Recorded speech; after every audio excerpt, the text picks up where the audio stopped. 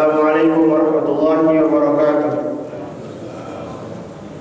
Bapak dan Ibu jemaah salat subuh yang dirahmati oleh Allah, yang akan mengisi kajian kita pada subuh hari ini adalah Tengku Akmal Afzal SHI. Demikian, atas perhatiannya kami ucapkan terima kasih. Wassalamualaikum warahmatullahi wabarakatuh.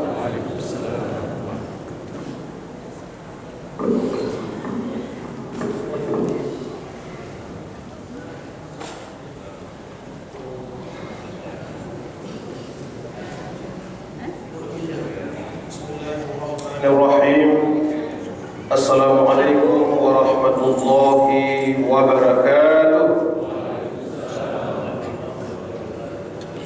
Hamdan wa syukran lillah, salatan wa salaman ala sayyidi rasulillah wa ala alihi wa sahbihi wa mawala nabiyya ba'da. Bismillahirrahmanirrahim. Ya ayyuhalladzina amanu kutiba alaikumus shiyam kama kutiba 'alal ladzina min qablikum la'allakum tattaqun. Puji serta syukur kehadirat Allah senantiasa pada pagi yang cerah ini kita insyaallah memasuki 10 yang kedua dari 30 atau 29 hari puasa kita tahun ini. Sudah kita lewati 11 hari penuh. Mudah-mudahan hari ini 12 sempurna puasa kita. Berharaplah di dalam hati dan boleh diucapkan, ya Allah, senantiasa apa yang Engkau janjikan la'allakum tattaqun, menjadi orang yang bertakwa setelah kami berpuasa, itu betul-betul terkabul adanya. Baik malai-malai boleh ke Allah.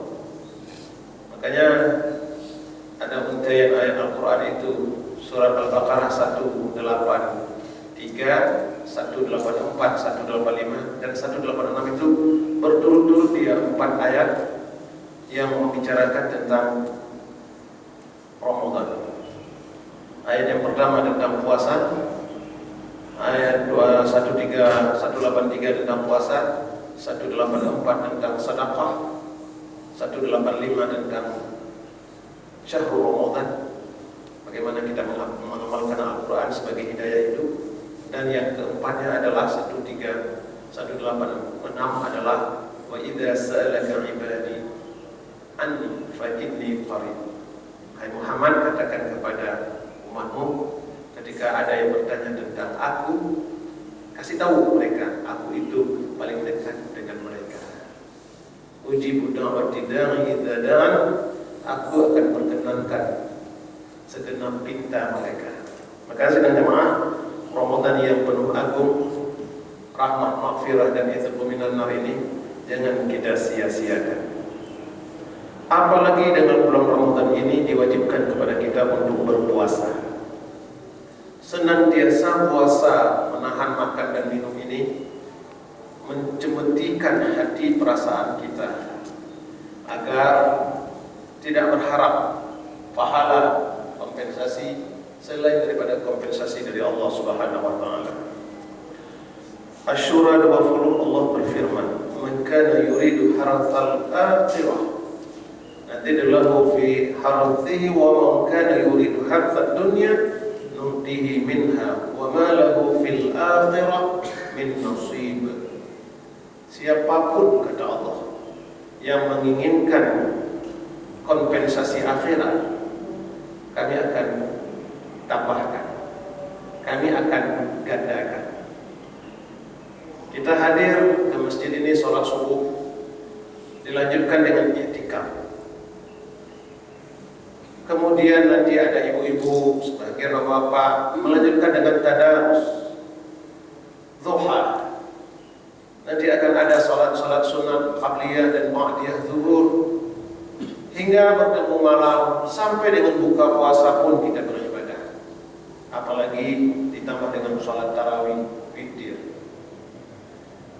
Apabila kita lakukan itu semata-mata berharap Allah jadikan ini sebagai pundi-pundi akhiratku, Allah akan siapkan itu dan Allah akan jaga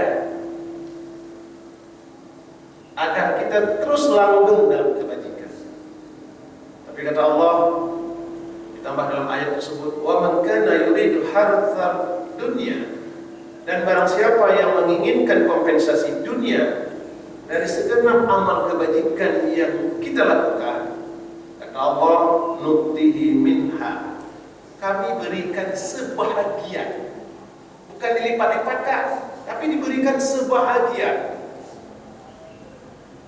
Setelah diberikan oleh Allah sebahagian dari kompensasi dunia ini, Allah menekankan pula yang berharap kompensasi sebahagian daripada nikmat dunia ini, wa ma lahu fil akhirah min nasib. Nanti jatah akhiratnya kosong. Makanya sidang jemaah, kita banyak ayat lah, wa mal hayatud dunya illa al-'aib wa lahu wa ladarul akhirah khairul ladzina yattaqun. Tidak ada kepentingan dunia ini. Kehidupan dunia ini hanyalah permainan sedang dulu, pura-pura semua. Maka kalau nanti kita baca berita tiba-tiba burung yang gaji 1 miliar 1 bulan, tapi korupsi cicih walaupun berterbe, dikorupsi cicih walaupun 1 juta, itulah dunia. Tiba-tiba ada kabar burung awai paling, tiba-tiba kasaleh, awai saleh, tiba-tiba kafala. Itulah dunia. Kita jangan tertipu dengan dunia, apalagi dunia politik. Kawan, lawan, karena itu orang beda nih. Maka sidang jamaah, kita sedang beribadah dalam bulan Ramadan ini, berharaplah pahala karena Allah. Man qama imanu, dalam hadis riwayat yang lain, man shoma ramadana imanu wa ihtisaban. Baik kata Allah, siapapun yang beribadah, siapapun yang berpuasa selama bulan Ramadan ini, imanan, betul-betul karena imannya, keyakinannya, wahtisaban, tidak berharap selain daripada kompensasi Allah, tidak berharap selain daripada pahala dari Allah, baru Allah berikan ghufira lahu ma taqaddama min zanbihi, keampunan atas dosa-dosa kita yang pernah kita lakukan di waktu yang telah kita lakukan. Makanya sidang jamaah, dalam beribadah kepada Allah itu dituntut selama bulan Ramadan ini, punya bahasa Aceh, ria. Ria tergabung di sinan le urang binasa. Ria ingin menonjolkan saya orang yang paling rajin ibadah. Ketika ada terbesit di hati kita, saya adalah orang paling rajin ibadah, saya adalah orang soleh, saya adalah orang taat. Itu terbesit di hati kita seperti itu. Secara tidak langsung sama dengan terbesit di perasaan kita bahwa ada orang lain yang tidak sesoleh kita, ada orang lain yang tidak setaat kita. Saya pernah punya abang, Allahumma yarham, semoga Allah merahmati ia. Suatu saat saya ke Jakarta, dia bekerja sebagai referensil, Pak Wadi, referensil. Kamu wilayah kamu Barat Selatan, kalau tinggal di Jakarta itu rata-rata referensil saya. Orang begitu mudah 1-2 tahun tinggal di Jakarta, dapat rumah, dapat macam-macam. Tanya ke abang saya, kan berat-berat. Saya mau 6 tahun, 7 tahun ke Jakarta, anak berubah-ubah. Saya menceritakan ke abang saya, sudah meninggal dia. Apa jawabannya? Makanya saya tahu ternyata bahaya penyakit. Dia merombok dengan eselon 2, eselon 3, merombok dengan eselon 4 itu. dengar hidup ni buat oleh rakyat. Artinya pejabat-pejabat itu terlalu besar angan-angan ceritanya, pucang macam lah. Aku dengar lokoh saja, lokoh saja. Arti mereka bicara tinggi itu, ternyata dia tidak suka kepada orang yang sombong. Dia tidak suka kepada orang yang ria. Apa jadinya? Saya sampaikan. Kau betul. Jangan agak. Tapi ingat tu apa? Di saat engkau tidak suka orang ria, di saat engkau tidak suka kepada orang sombong, tapi mentasbihkan diri kita tidak suka pada orang yang ria dan sombong itu, mentasbihkan diri itu sama dengan kita sombong seperti dia yang kita tidak suka. Dia mesti tanya, merasa drama, itu sama dengan hendak akui kita atas orang lain. Maka hari demi hari yang kita lalui itu, banyak kita temui orang yang tidak mau mengakui kelebihan orang, tapi memamerkan kesalahan dan kelebihannya. Ini yang disebut dengan ria. Merasa roh yang suci, merasa roh yang dermawan, merasa roh yang paling santun. Hadis yang diriwayatkan oleh Ahmad, pernah Nabi bersabda kepada para sahabat dan sampai menjadi pegangan bagi kita. Kata Nabi kepada sahabat, takutlah kalian kepada syirik kecil. Sahabat-sahabat bertanya, ya Rasulullah, apa itu syirik kecil? Rasul menjawab, yaitu sifat ria, pamer diri. Kelak di hari pembebasan, kata Rasulullah, nanti di hari akhirat, Allah mengatakan kepada mereka yang memiliki sifat ria itu, pergilah kalian kepada mereka di mana kalian dulu pernah memperlihatkan amal kalian kepada mereka semasa kalian masih hidup di dunia. Lihatlah apakah mereka bisa memberi imbalan pahala dari sisi mereka. Ya, hadis riwayat Ahmad.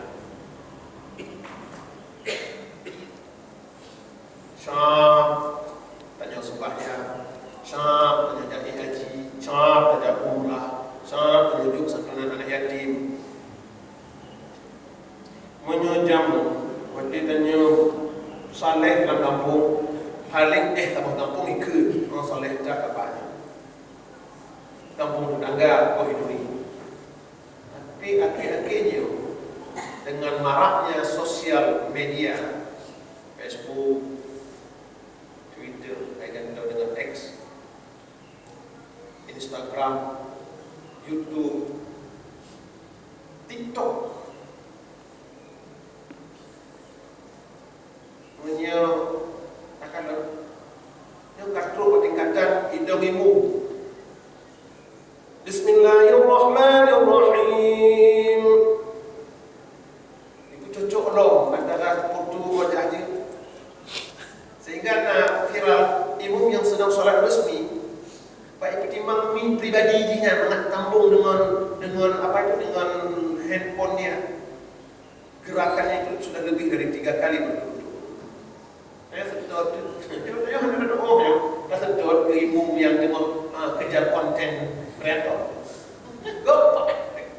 Dan sudah ada katib-katib yang memasang handphone dia live.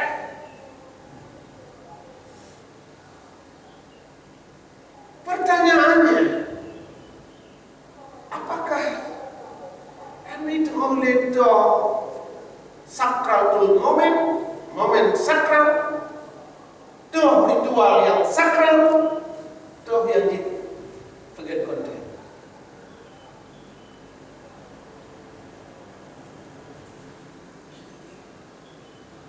Sedang tawaf di Ka'bah putaran keempat. Coba bayangkan, hanya keji yang panjang murah, tapi konbek tengah tawaf. Karena kan tidak sengaja, tawaf itu kan bahu kiri kita itu tidak boleh terlepas dari pinggirnya Ka'bah. Allah tidak pakai kontennya, obat talik pas. Sebab menghindar bahu tidak lagi menghadap dinding Ka'bah. Atau karena kita mazhab Syafi'i, tanpa sadar bersentuhan kita dengan yang bukan murid kita. Batal wudu.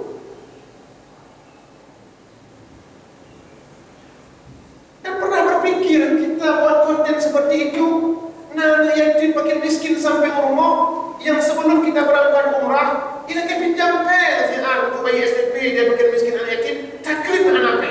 Makanya sederet-deret sebanyak-banyak. Makanya kenapa ada dilarang oleh syariah kita memakai bejana alat peraga rumah tangga dari emas dan perak. Kenapa? Karena silo dari pemakaian alat itu sakit hatinya makin miskin, tersinggungnya perasaan anak yatim. Kita coba bawa, kita boleh bersenang-senang, kita boleh mengekspresikan kebahagiaan kita punya kemampuan bakal ada tipulan dan jejak tanah suci. Tapi hati-hati ketika kita mengekspos kebajikan ibadah kita, pada saat bersamaan ada orang-orang yang telah pernah minta tolong kepada kita, tapi kita menjawab hanya dulu menurut Hanafi.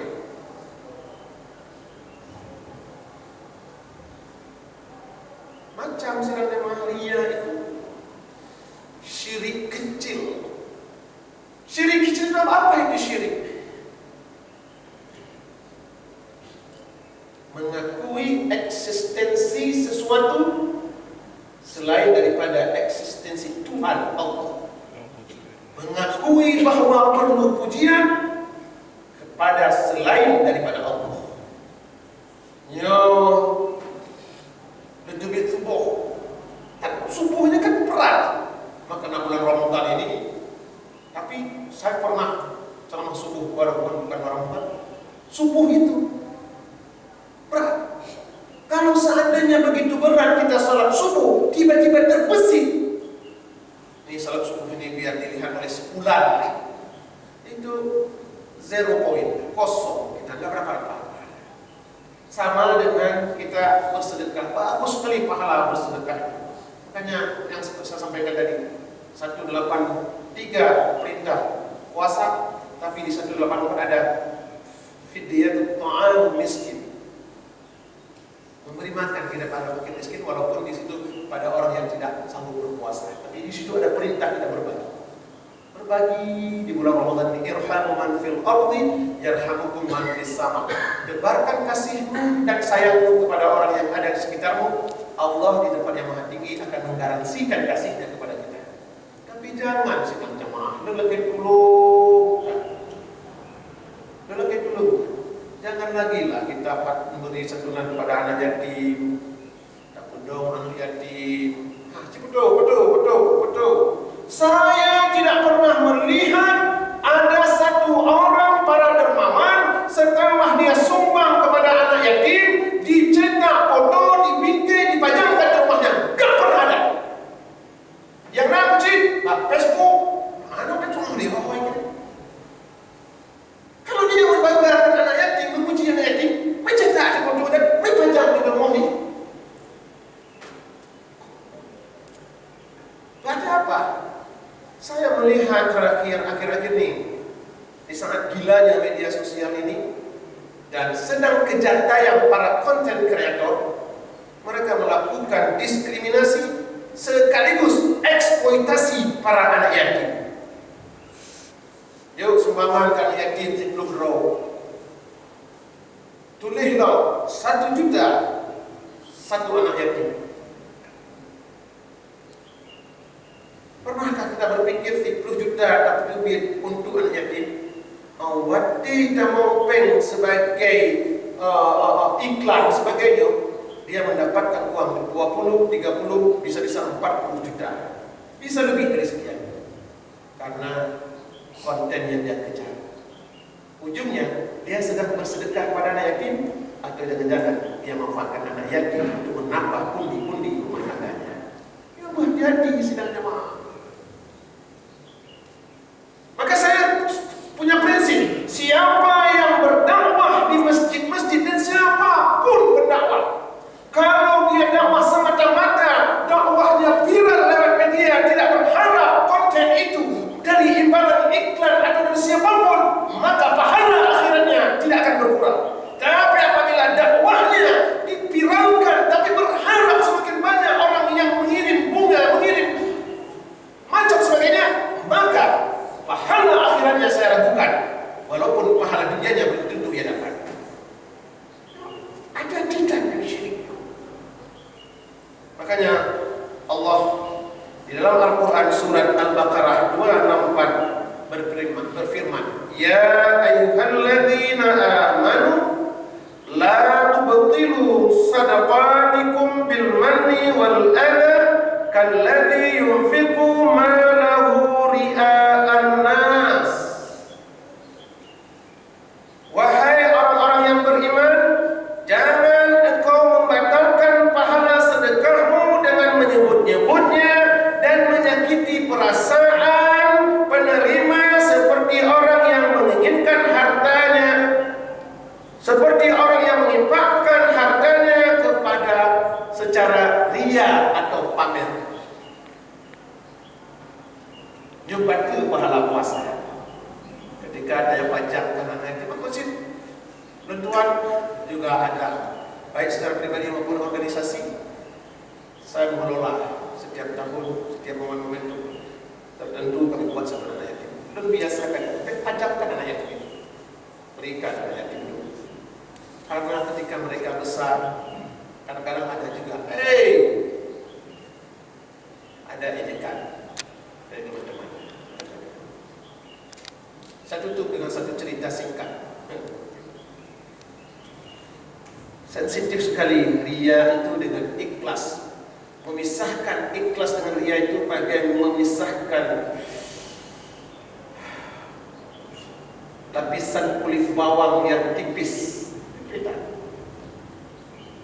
Suatu sahabat sedang jamaah seorang sultan raja di Timur Tengah,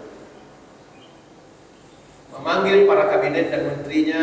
Dia membuat pengumuman, wahai para anggota kabinet dan pasukanku, saya berencana membangun satu masjid, tapi saya minta jangan ada yang menyumbang walau sebiji bata pun, sebiji paku pun jangan kalian sumbang. Ini murni saya ingin menghabiskan hartaku sebagai deposit akhirat. Sekian bulan selesai masjid itu. Raja memanggil para kabinetnya, tolong siapkan dan bantukan saya untuk menyiapkan seremonial opening untuk bisa dimulai orang-orang beribadah. Sudah disiapkan dengan uang raja. Di depan tertulis Masjid Sultan Jamal misal. Selesai peresmian, lagi aja pada Masjid Harun Kecil dunia. Orang-orang kaya sekarang sudah mulai banyak terbuka hatinya untuk membangun masjid. Alhamdulillah. Selesai peresmian, malamnya sang sultan bermimpi. Mimpi yang sangat amat mengganggu. Malam pertama dia pendam sebagai bunga tidur. Malam kedua, sang raja bermimpi dengan film yang sama. Sehingga dia panggil beberapa pasukannya. Ajak dengar. Dan kedua malam ngapain? Dengar. Kenapa? Dalam mimpi saya, orang berbondong-bondong ke Masjid Sultan Jamal. Berbondong-bondong cukup ramai. Dan saya luar biasa. Seperti yang saya sampaikan waktu pembukaan, bahwa masjid ini saya bangun dari uang pribadi bagi saya tanpa terlibat kas negara walau Rp1. Ini adalah sumbangan saya untuk umat. Pakailah ini untuk kemaslahatan umat. Tapi mimpi saya tidak seperti itu. Apa yang terjadi? Dalam mimpi saya, di tengah-tengah kerumunan umat datang ke masjid Sultan Jamal itu, tiba-tiba saya melihat di papan pamflet, di papan pamflet, Masjid Siti Jamilah binti Hasan. Siti Jamilah binti Hasan, pembangunan masjid, korban, apa semua konstruksi dan desain masjid, tapi namanya bukan nama dia. Ini 2 malam udah. Bagaimana caranya? Tiba malam ketiga, membuat sang raja sultan terbangun dari tidurnya, belum bertukar kaset, masih film yang sama. Menangis sang sultan, "Pakon meno ya Allah, apa yang terjadi ya Allah?" Pagi-paginya sebelum ayam berkokok, panggil semua pasukannya, cari yang namanya Siti Jamilah binti Hasan. Habis kota, duduk dalam kampung, habis dusun, tamu ulang lorong, cari yang namanya, dapatlah ia seorang perempuan janda yang miskin, dibawa ke hadapan raja. Dia ingat sedang jamaah.